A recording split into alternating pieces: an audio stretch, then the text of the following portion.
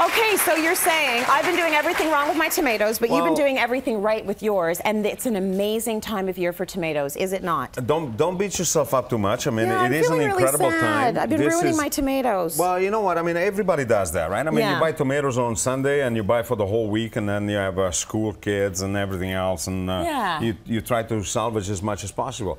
Unfortunately, I eat tomatoes only when they're available, and the summertime is where it's at. I only eat Ontario. I frown at any other type of tomato because the flavor is not there. Yes, you're a tomato snob is what you're saying. I'm a complete tomato snob. You're a bit of a tomato snob. I never liked tomatoes.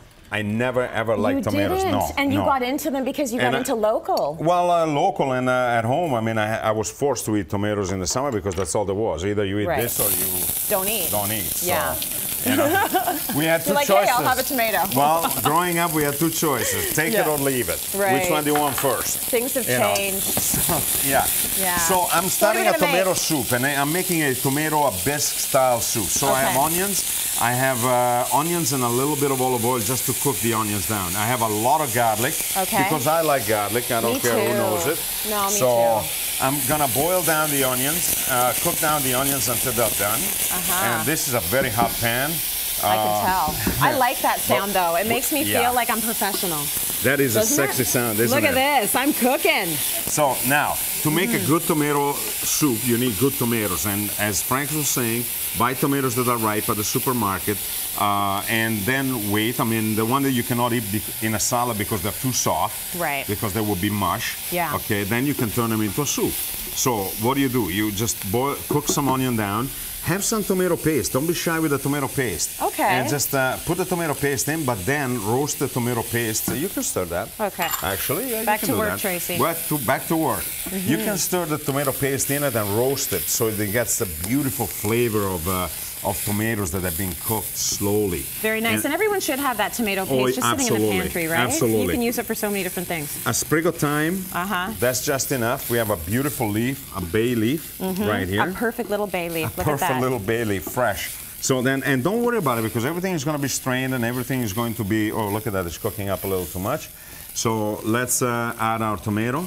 And because we are going to strain everything, and you know, we are going to remove all of the seeds, all of the skins, everything else. So, you have the tomatoes, you add them in, you cook them down a little bit. And you can put them in nice and chunky like that, yeah, That's absolutely, absolutely. Now, the beauty is that these tomatoes, these local Ontario tomatoes, no matter how you slice them, they have very little seeds inside. It's all meat. Right. Okay, I mean, that is really delicious. You get more bang for your buck then. Yes. Less seeds. Look how thick they are. I mean, this is so beautiful. Okay. You know, I love that. So, once that you've done that, a little bit of broth.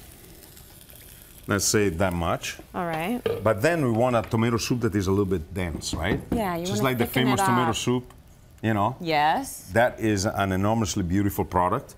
So what are you putting in there? I'm putting a little bit of rice. Okay. Just a handful of rice. Any particular kind of rice that you just like? Italian rice in this case. Matter, does it? Yeah, as long as it's not parboiled, otherwise it will never break down. Okay. And then we let it boil. Okay. Once that we let it boil for quite a long time, about an hour, simmer gently. You know what I mean? That is beautiful. So now we have our tomato soup. It's been an hour. Poof. Boom. This tomato soup is done. Look at that. Let me move this out of the way. That went by so quickly. See how the rice is cooked. Everything is ready. So what do I do with that? We strain it now? I'll show you. No, we strain it after. First we use our trusty blender. Yeah. Hand blender. I'll be over here.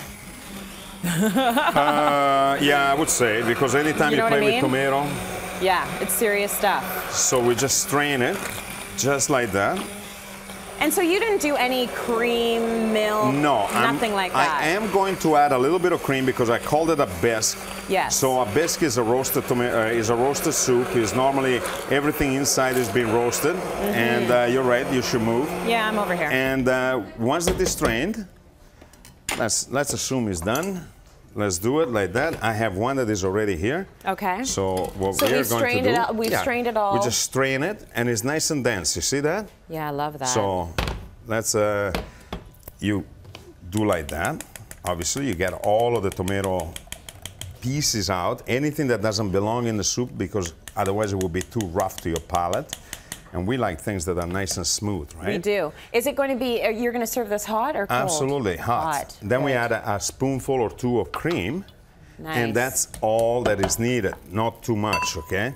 So you see the beautiful color that it takes on? Now that's a bisque. Perfect. Okay?